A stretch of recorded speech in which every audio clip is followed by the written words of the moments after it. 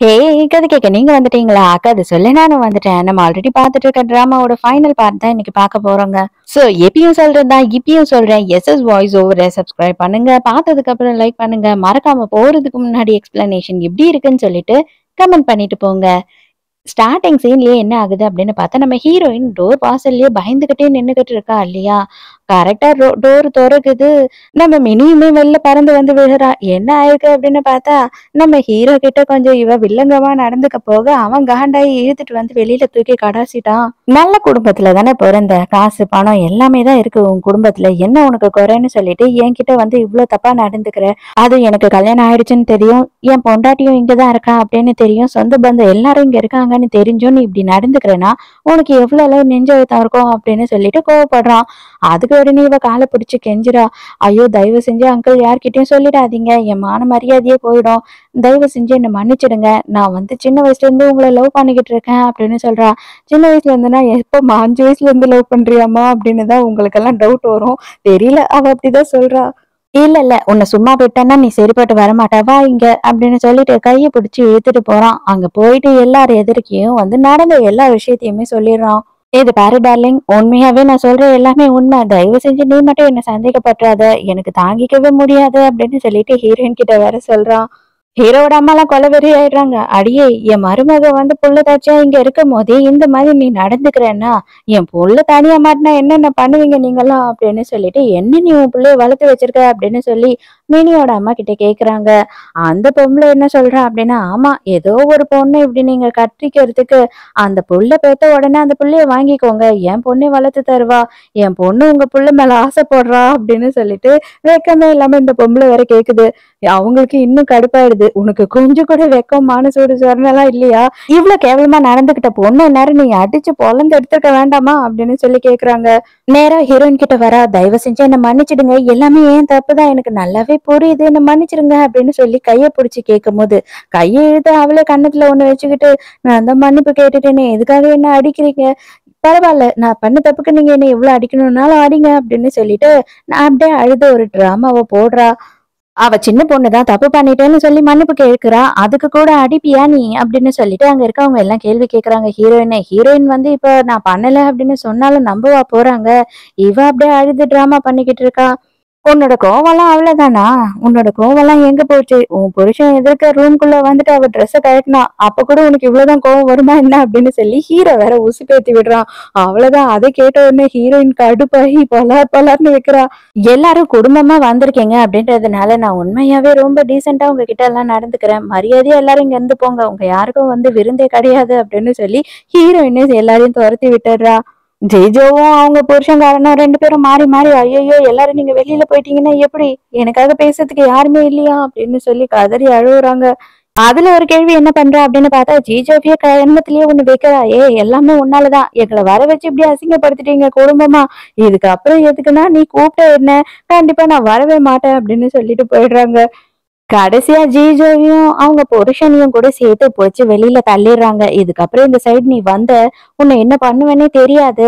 நீதான் வந்து எதுவுமே தேவையில்ல அப்படின்னு சொல்லிட்டு எங்க பேச்ச கேட்காம இவனை தானே கல்யாணம் பண்ணிட்டு போன. இவனையும் சேர்த்து இங்கேயே கூட்டிட்டு வந்து டேரா அடிச்சிடலாம் அப்படின்னு பாத்தீங்கன்னா விடமாட்டேன் அப்படின்னு சொல்லிடுறாங்க. எல்லாத்துக்குமே காரணம் நீதான்டா. நீதான்டா இவ்வளவு கேவலமான மொக்கையான ஒரு ஐடியாவை கொடுத்த. அதனாலதான் எல்லாமே சொதப்பிடுச்சு. உன் கூட சேர்ந்து என்னைய வீட்டை விட்டு துரத்திட்டாங்க அப்படின்னு சொல்லி துரத்தி துரத்தி அடிச்சுக்கிட்டு இருக்கா. அவனும் நல்லா அனுமார் மாதிரி வாயை வச்சுக்கிட்டு போட்டியை தூக்கிட்டு ஓடிக்கிட்டு இருக்கான்.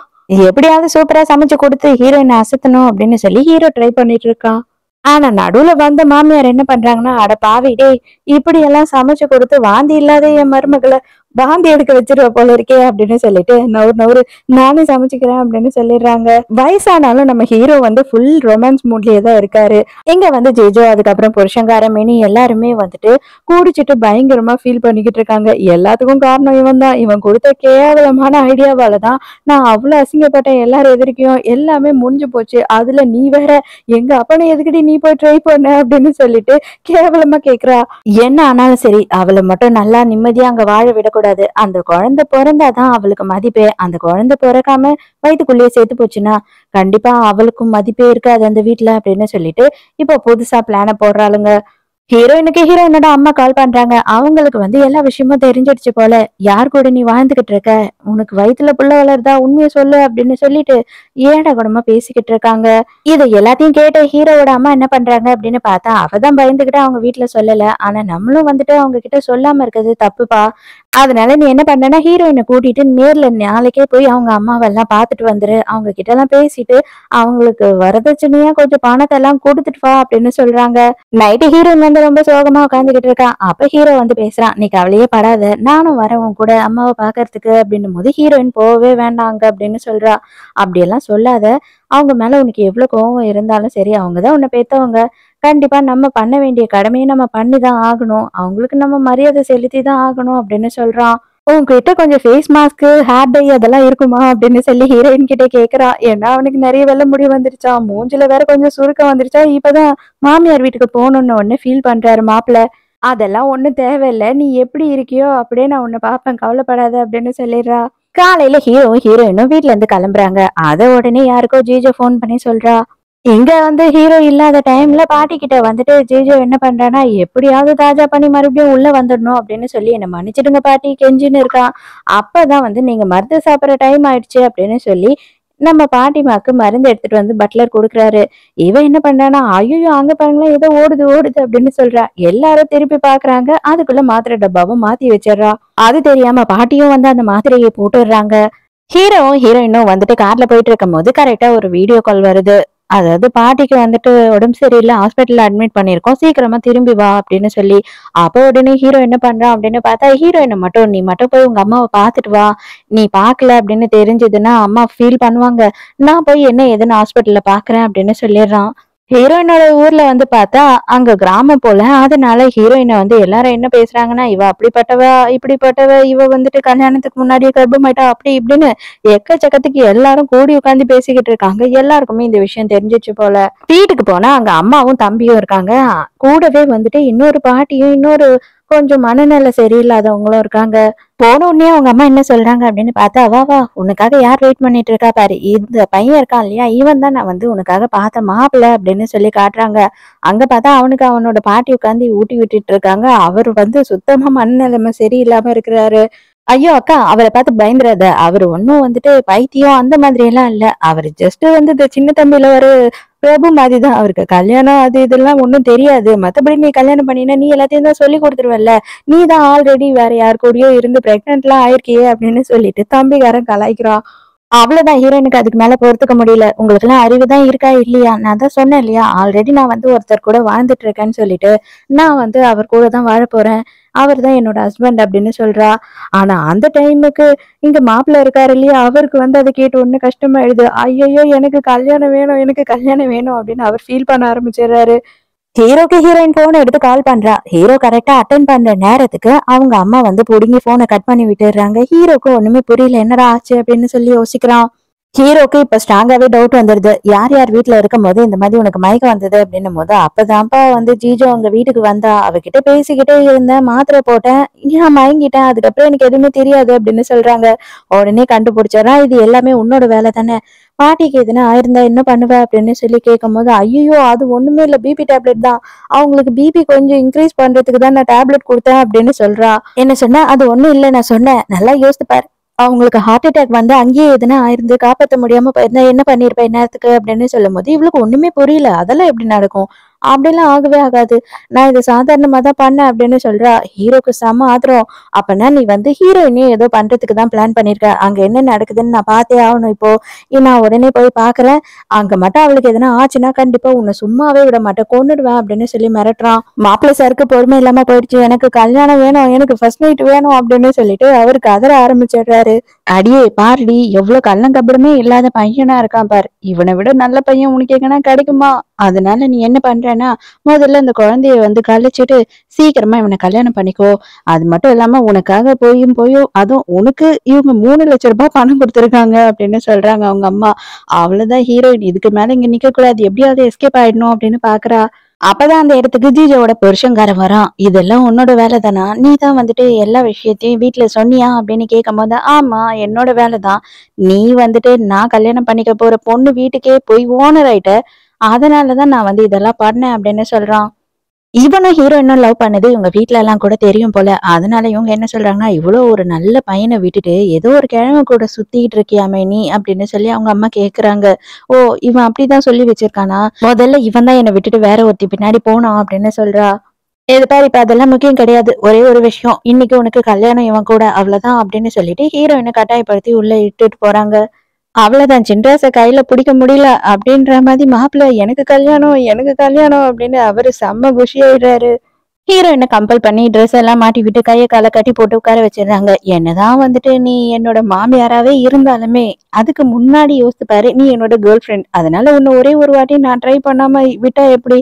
அதனால இந்த பைத்தியக்காரனுக்கு கொடுக்கறதுக்கு முன்னாடி நான் ஒரு வாட்டி உன்னை ட்ரை பண்றேன் அப்படின்னு சொல்றான். ஆல்ரெடி ஹீரோயின் வந்துட்டு கை கட்டெல்லாம் கட்டிட்டு தான் உட்காந்துருந்தா போல. பக்கத்துல இருக்க ஃபிளவர் வாஷ் எடுத்து மண்டையே ஒண்ணு வைக்கிறா. அவ்வளவுதான், இவன் மயங்கி விழுந்துட்டா அங்கேயே.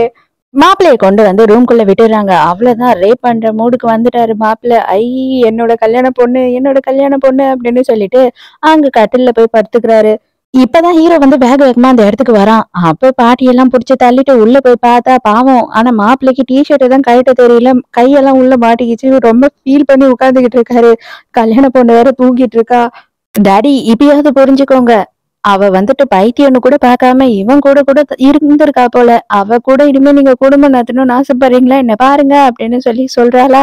அந்த டைமுக்கு அப்பதான் திருப்பி பாக்குறாங்க. அம்மா, அந்த பைத்தியம் கூட இருந்தது என் பொண்டாட்டி இல்ல உன் புருஷன் தான் அப்படின்னு சொன்ன போது எல்லாரும் அவ்வளவுதான் செம்ம ஷாக்கு. அப்பதான் ஹீரோயின் வந்துட்டு உள்ள வரா ரூம்குள்ள. ஹீரோ ஓடி போய் ஹீரோயினை கட்டி பிடிச்சுக்கிறான். தயவு செஞ்சு என்ன மன்னிச்சிடு, இது எல்லாமே இவங்க பண்ண ட்ரிக்கு தான். நான் கண்டிப்பா இனிமே வந்து உன்னை தனியா விட்டுட்டு எங்கேயுமே போக மாட்டேன் அப்படின்னு சொல்லிட்டு ரொம்ப ஃபீல் பண்றான். அடே மூதேவி, எழுந்து தொலைடா, என்னடா பண்ணிட்டு இருக்க நீ அப்படின்னு சொல்லிட்டு போட்டு அடி அடின்னு அடிச்சு எடுக்கிறா. அவன் தான் வந்துட்டு மண்டையில அடிபட்டு ஊந்து கிடக்குறானே, அவனுக்கு என்ன நடந்ததுன்னே தெரியல. ஐயோ ஜிஜோ, இதுக்கப்புறமா வந்து எல்லா விஷயமும் தெரிஞ்சு இவன் கூட எப்படி நீ குடும்பம் நடத்துவ அப்படின்னு சொல்லி ஹீரோயின் கேக்குறா. இவளுக்கு என்ன பதில் சொல்றதுன்னே தெரியல. அப்படியே தலையெல்லாம் சுத்துது. தலை சுத்தி பட்டாம்பூச்சி குருவி எல்லாம் பறக்குற மாதிரி இருக்கு. நீ ஏன் இந்த ஐடியா எல்லாம் பண்ணிட்டு இவ்வளவு கேவலமா மொக்க வாங்கிட்டு இருக்கியே, என் மானமே போகுது அப்படின்னு அடிக்கிறாளா. அந்த டைமுக்கு நம்ம ஜிஜோவோட புருஷன் வந்துட்டான். என் பொண்டாட்டியை அடிக்காத, என் பொண்டாட்டியை அடிக்காதுன்னு. என்னது உன் பொண்டாட்டியா? அட என்ன கருமண்டா நடக்குதுங்க அப்படின்னு சொல்லிட்டு இப்பதான் அவன் கதறான். ஏன்னா அவனுக்குதான் எந்த விஷயமும் தெரியாது. ஹீரோ வந்த உடனே வெளியில என்ன பண்றான் அப்படின்னு பார்த்தா அவங்க அம்மா கிட்டயும் தம்பி கிட்டயும் வந்துட்டு ஒரு பெரிய அமௌண்ட்டை போட்டு செக்க நீட்டிடுறான். ஹீரோயின் எவ்வளவோ சொல்றா, கொடுக்காதீங்க, இவங்களுக்கு இவ்வளவு நாள் வரைக்கும் நான் தான் சம்பாரிச்சு கொடுத்தேன், இவங்க எனக்கு ஒண்ணுமே பண்ணல அப்படின்னு சொல்றா. இல்ல, இதுக்கு மேலேயாவது இவங்க வந்து உன்னை தொல்லை பண்ணாம இருந்தாவே எனக்கு அது போதும் அப்படின்னு சொல்றான். இப்பதான் புது கல்யாண பொண்ணு வெளியில வர மாதிரி நம்ம ஜீஜோ புருஷன் வெளியில அதே ட்ரெஸ்ஸோடயே வரான். கொஞ்சமும் வெக்கமே இல்லாம. மாப்பிள்ள, இவர் என்ன உங்களை விட பெரிய பணக்காரரா அப்படின்னு சொல்லி ஹீரோவை பத்தி கேட்கும் போது இவன் எதுவுமே பேசாம சைலண்டா இருக்கான். ஆமா, அவர் தான் வந்துட்டு என்னோட மாமனாரு, அவர் பெரிய பணக்காரரு அப்படின்னு சொல்லி. என்னது மாமனாரா? அப்பனா என் பொண்ணு உனக்கு மாமியார் ஆயிடுச்சா அப்படின்னு சொல்லி கேட்கும் போது அப்படியே ஜீஜோ கதறி கதறி அழறா. இந்த கருமத்தை வேற எனக்கு அப்பப்ப ஞாபகப்படுத்தாதீங்க அப்படின்னு. இதுக்கு மேல வேற வழியே இல்ல அப்படின்னு சொல்லிட்டு முட்டி போட்டு ரெண்டு பேரும் கதறாங்க. தெரியாம நாங்க இதெல்லாம் பண்ணிட்டோம், தயவு செஞ்சு எங்களை மன்னிச்சு ஏத்துக்கோங்க அப்படின்னு சொல்றாங்க. நீங்க பண்ண தப்புனால அங்க பாட்டிக்கு எதனா ஆயிருக்கும், இங்க ஹீரோயினுக்கும் குழந்தைங்களுக்கும் எதனா ஆயிருக்கும். இவ்வளவு பெரிய தப்பு பண்ணிட்டு கண்டிப்பா இதுக்கப்புறம் உங்களை நான் மன்னிக்கவே மாட்டேன் அப்படின்னு சொல்லிடுறான் ஹீரோ. ஹீரோயினுக்கு அப்படியே தலையெல்லாம் சுத்த ஆரம்பிச்சிடுது. நீங்க ரெண்டு பேரும் வீட்டு பக்கம் வந்து என் மூஞ்சில கிழிஞ்சில மூஞ்சில போறீங்க, அவ்வளவுதான், ஆத்திரத்துல போட்டு தள்ளுறேன் அப்படின்னு சொல்லிட்டு ஹீரோ அங்க இருந்து போயிடுறான் ஹீரோயினை கூட்டிட்டு. மறுநாள் மறுபடியும் ரெண்டு பேரும் வந்துடுறாங்க. இவன் தான் எல்லாத்துக்கும் காரணம்னு இவ சொல்றா, இவதான் எல்லாத்துக்கும் காரணம்னு இவன் சொல்றான். ரெண்டு பேரும் எப்படியோ மன்னிப்பு கேக்குறாங்க. ஆனா ஹீரோ என்ன சொல்றான் அப்படின்னு பார்த்தா, எல்லாத்தையும் நான் பொறுத்து பொறுத்து போயிட்டேன், இதுக்கு மேல என்னால பொறுத்து போக முடியாது. நீங்க வந்து ரெண்டு பேரும் இங்க திரும்பவும் வந்தீங்க அப்படின்னா எங்க உயிருக்கு கேரண்டி இல்ல, அதனால இனிமே நீங்க வந்து இங்க வரக்கூடாது. நீயும் நானும் வந்து அப்பா பொண்ணே கிடையாது, இனிமே மரியாதையா வெளியில போ அப்படின்னு சொல்லிடுறாரு. அது எப்படி நீங்க சொல்லுவீங்க, என் சொத்தெல்லாம் பிரிச்சு கொடுங்க அப்படின்னு கேக்குறா இவ. உனக்கும் எனக்கும் வந்து எந்த உறவு முறையும் கிடையாது, வேணும்னா பிளட் டெஸ்ட் கூட எடுத்துக்கோ, நீ என்னோட பொண்ணு கிடையாது. நாங்க உன்னை தத்தெடுத்து தான் வளர்த்தோம். அதுவும் வந்து எங்க அப்பா சீரியஸா வந்து பெட்ல இருந்தாரு, அதுக்காக அவரை சமாதானப்படுத்துறதுக்காக தான் ஒரு குழந்தைய தத்தெடுத்து வளர்க்கணும்னு சொல்லிட்டு உன்னை தத்தெடுத்து வளர்த்தோம் அப்படின்னு சொல்றான். அப்பதான் எல்லாருக்குமே தெரிய வருது, இவ வந்துட்டு ஹீரோவோட உண்மையான பிள்ளை இல்லைன்னு சொல்லிட்டு. இவளுக்காக இவன் கல்யாணம் கூட பண்ணிக்காத இவளையே வளர்த்துக்கிட்டே நல்லபடியா தான் வாழ்ந்துட்டு இருந்திருக்கான். ஆனா இவ கொஞ்சம் கூட திருந்தாம இதே மாதிரி இருக்க இருக்க அவனுக்கே வந்து இவன் மேல பயங்கர வெறுப்பு வந்துடுச்சு. நானும் உன்னை இன்னைக்கு திருத்திடலாம் நாளைக்கு திருத்திடலாம்னு எவ்வளவு நினைச்சிட்டேன், ஆனா இதுக்கு மேல உன்னை திருத்தவே முடியாது, அடுத்தவங்களோட உயிரோடையே நீ விளையாட விளையாட ஆரம்பிச்சுட்ட அப்படின்றப்போ என்னைக்குமே நீ திருந்த மாட்ட. இனிமே உனக்கும் எனக்கும் எதுவுமே கிடையாது. அதே மாதிரி இந்த கல்யாணம் நான் உனக்கு பார்த்து கல்யாணம் பண்ணி வைக்கல. நீயா தான் ஓடி போய் கல்யாணம் பண்ணிக்கிட்ட. இனிமே எந்த நல்லதோ கெட்டதோ அது எல்லாமே நீயா தான் பாத்துக்கணும். நீயே தான் உன் குடும்பத்தை நடத்தணும். மரியாதையா இங்க இருந்து வெளியில போ அப்படின்னு சொல்லிடுறான். இவ்வளவு நேரம் அவ்வளவு கோவமா பேசினவ இப்ப நீங்க என்ன வெளியில அமிச்சுட்டா நான் என்ன பண்ணுவேன்? நான் இதுக்கப்புறம் வாழவே முடியாதுல்ல அப்படின்னு சொல்லிட்டு அழறா. இவ அழறத பார்த்தாவே தெரியுது இவ நமக்கு சொத்து எதுவுமே இல்லாம போயிடுமோ அப்படின்னு சொல்லிட்டு நடிக்கிறான்ற விஷயம் நல்லாவே எல்லாருக்குமே புரியுது. இப்போ கூட உன்னோட கண்ணீர்ல உண்மையே கிடையாது அப்படின்னு எல்லாருமே சொல்லிடுறாங்க. அதோட ஜீஜோவையும் அவங்க புருஷனையும் 2 பேரையுமே தூக்கி வெளியில போட்டுடுறாங்க. இவ எனக்கு கைய கொடுத்து தூக்கி விடு, என்னால எழுந்துக்க முடியல அப்படின்னு சொல்றா.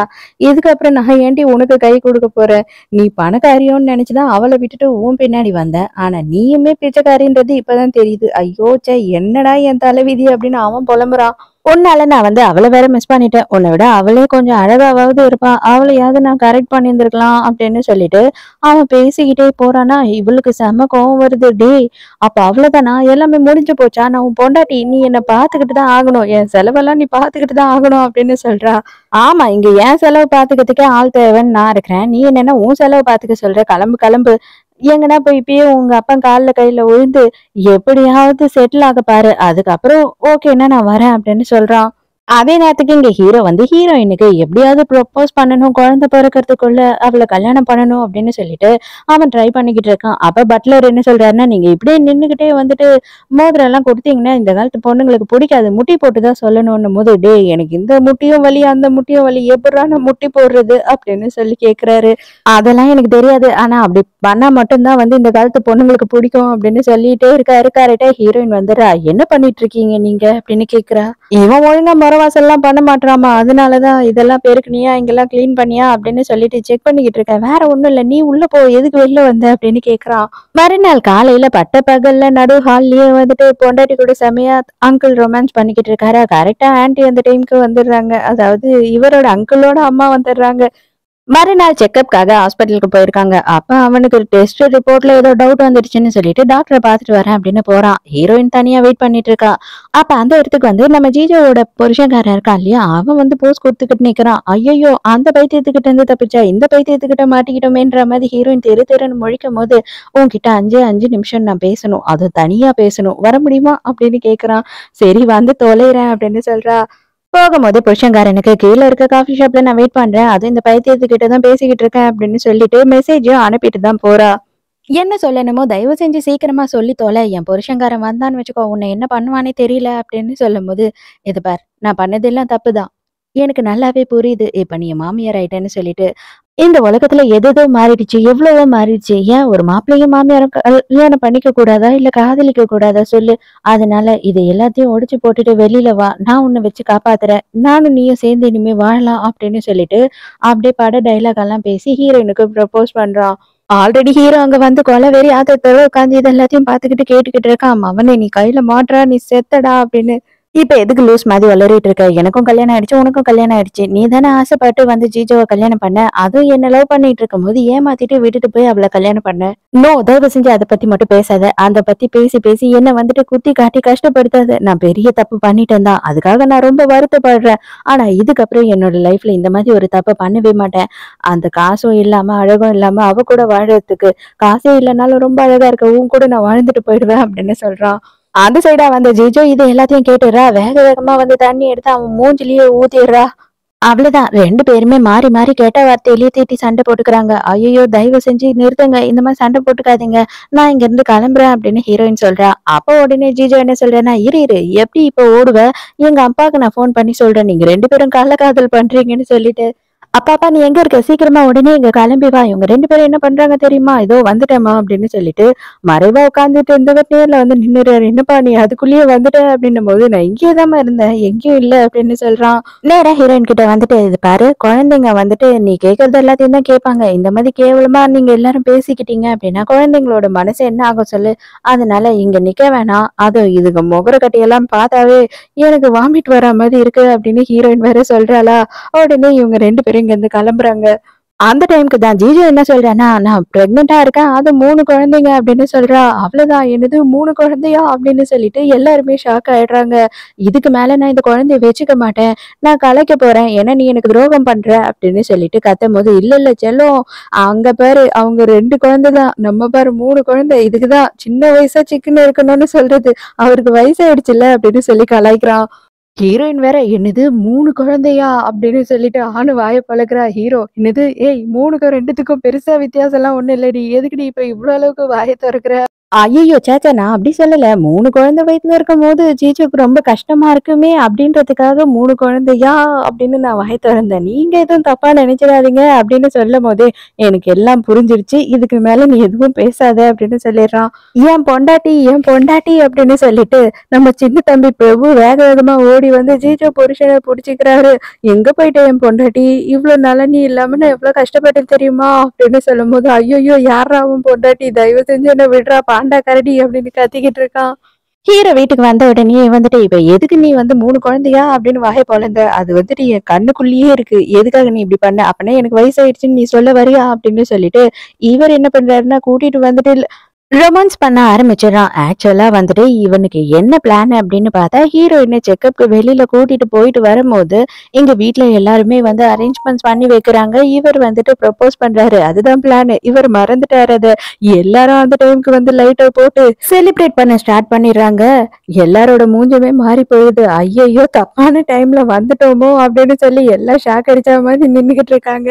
ஹீரோயினுக்கு ரொம்பவே ஷேம் பப்பி ஷேம் ஆயிடுதா. அதனால அவ அங்கிருந்து ஓடிடுறா. அவங்க அம்மா நீ எதுக்குமே லாக்கிப்பட்டு வரமாட்டடா. அட பாவி! நீ தானடா இப்ப சொல்லிட்டு போன ப்ரப்போஸ் பண்ணணும்னு சொல்லி. நாங்க எல்லாம் ரெடி பண்ணி வச்சு எல்லாருக்கும் இப்படி மொக்கையா போச்சே அப்படின்னு சொல்லிட்டு, தயவு செஞ்சு இந்த ரிங்க நீயே வச்சுக்கோ. எப்போ உனக்கு ப்ரப்போஸ் பண்ணணும்னு தோணுதோ பண்ணிடு. ஆனா தயவு செஞ்சு கொஞ்சம் உள்ள பொறக்கத்துக்குள்ள பண்ணினா நல்லா இருக்கும் அப்படின்னு சொல்றாங்க. கடைசியா ஹீரோவும் தயங்கி இன்னும் வந்து 1 வாரம் தான் இருக்கு அவளோட டியூ டேட்டுக்கு. அப்பதான் தயக்கமா ஆரம்பிக்கிறான். அதாவது என்னன்னா, குழந்தைலாம் நமக்கு பொறந்ததுக்கு அப்புறம் அப்படின்னு சொல்லும்போது, "இப்ப என்ன நானும் நீயும் சேர்ந்து வாழணும் அதுதானே? உன்ன நான் கல்யாணம் பண்ணிக்கிறேன். ஓகே." அப்படின்னு சொல்லிடுறா ஹீரோயின். "ஏய் என்னப்பா நீ அப்படியே சொல்லிட்ட ஓகே. நான் வந்து இன்னும் உன்ன ப்ரப்போஸ் பண்ணவே இல்லையே." அப்படின்னு சொல்லி ஷாக் ஆகுறான். சரி ஓகே இரு. நான் உனக்கு முட்டி போட்டு ரிங் மட்டும் போட்டு விட்டுர்றேன். இல்லன்னா எங்க அம்மா என்ன கொன்னுடுவா அப்படின்னு சொல்லி வேக வேகமா ரிங்க தேடுறான். "அடேய் ப்ரப்போஸ் பண்ணணும்னு வந்தியே மண்டை மேல இந்த கொண்டைய மறந்துட்டேன்ற மாதிரி ரிங்க மறந்து விட்டுட்டியேடா." அப்படின்னு சொல்றாங்க. பாவம் ஹீரோக்கே முட்டி வலி வேற. கஷ்டப்பட்டு முட்டியெல்லாம் போட்டுட்டு உட்காந்து, "நான் உன்ன லவ் பண்றேம்மா. நான் உன்ன கல்யாணம் பண்ணிக்கணும்னு ஆசைப்படுறேன். நீ, நானு, நம்ம குழந்தைங்க எல்லாரும் சேர்ந்து லைஃப் லாங் ரொம்ப நாள் நல்லபடியா வாழணும்னு ஆசைப்படுறேன்." அப்படின்னு சொல்லிக்கிட்டே இருக்காரு. அவ்வளவுதான். ஹீரோயினுக்கு டெலிவரி பெயின் வந்துடுது. தூக்கிட்டு ஓடு ஹாஸ்பிட்டலுக்கு அப்படின்ற மாதிரி வேக வேகமா ஹீரோயின தூக்கிட்டு ஹாஸ்பிட்டலுக்கு போறாங்க. ஒரு வழியா ஹீரோயினுக்கு நல்லபடியா குழந்தை பொறந்துடுது. ஒரு பையன், ஒரு பொண்ணு. அது மட்டும் இல்லாம ஹீரோ வந்து ஆல்ரெடி டெலிவரிக்கு தூக்கிட்டு வரும்போதே அவளோட கையில மோதிரத்த போட்டுட்டு இருக்கான். இப்பதான் ஹீரோயின் பாக்குறா. அதே நேரத்துக்கு இங்க பார்த்தா ஜிஜு வந்து ரொம்ப கஷ்டப்பட்டுட்டு இருக்கா. அவங்க குடும்பத்துல இவள சரியாவும் பாத்துக்கிறது இல்ல. இவ எது கேட்டாலும் எதுவும் யாரும் பண்ணி கொடுக்க மாட்டாங்களா. அங்க வந்து சொகுசா வாழ்ந்துட்டா. இங்க வந்து இப்ப ரொம்ப கஷ்டப்படுறா. அது மட்டும் இல்லாம புருஷன்காரன் கோவம் வந்தா இவளை இழுத்து போட்டு அடிக்க வேற செய்யறான். இவன் அடிச்ச அடியில அவளுக்கு இடுப்பு வலி வேற வந்துருச்சு போல. அதனால என்ன பண்றான்னா தரன்னு ஹாஸ்பிட்டலுக்கு இழுத்துன்னு வந்துட்டு இருக்கான். இப்ப தேவையே இல்லாம இப்ப ஒரு வாட்டி டாக்டருக்கு செலவு பண்ணணும் பாரு அப்படின்னு சொல்லி சத்தம் போடுறான். என்கிட்டயே காசு இருக்கு நீ கவலைப்படாத அப்படின்னு சொல்றா. அந்த டைமுக்கு பார்த்தா ஹீரோவும் ஹீரோயினும் வாக் பண்ணிக்கிட்டு இருக்காங்களா.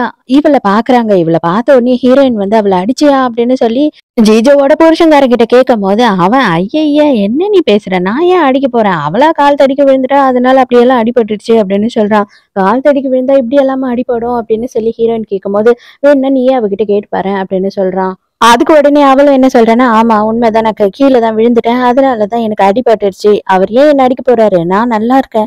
என் புருஷன் என்ன சந்தோஷமா வச்சுக்கிறான். உன் புருஷன் மட்டும்தான் உன்னை சந்தோஷமா வச்சுப்பானா என்ன அப்படின்னு சொல்லிட்டு இன்னமும் அவ வந்துட்டு பொறாமையில தான் பேசிக்கிட்டு இருக்கா. இது பாரு இதுல எதா இருந்தாலும் உண்மை அது அவளோட முடிவு. அவதான் இனிமே அவளை பாத்துக்கணும். அவளோட குழந்தைங்களையும் பாத்துக்கணும்.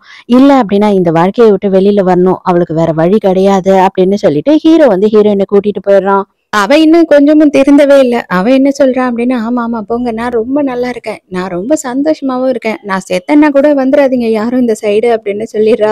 வா எதுக்காக சும்மா இன்னும் நின்னுகிட்டு இருக்க அப்படின்னு சொல்லிட்டு தரன்னு இவ கையை பிடிச்சி இழுத்துக்கிட்டு போறான். இவ இன்னும் நிறைய அனுபவிக்க வேண்டியது இருக்கு போல. அதுக்கப்புறம் நல்லபடியா குழந்தைங்களை கூட்டிட்டு வீட்டுக்கு வந்துடுறாங்க. இதோடைய ஹாப்பி எண்டிங்கோட இந்த டிராமா முடியுது. இந்த படம் உங்களுக்கு பிடிச்சிருந்ததா, என்னோட எக்ஸ்பிளனேஷன் பிடிச்சிருந்ததான்னு சொல்லிட்டு மறக்காம எனக்கு கமெண்ட்ல சொல்லுங்க. நாளைக்கும் மறக்காம கதை கேட்க வந்துருங்க. நானும் மறக்காம கதை சொல்ல வந்துடுறேன். பாய்.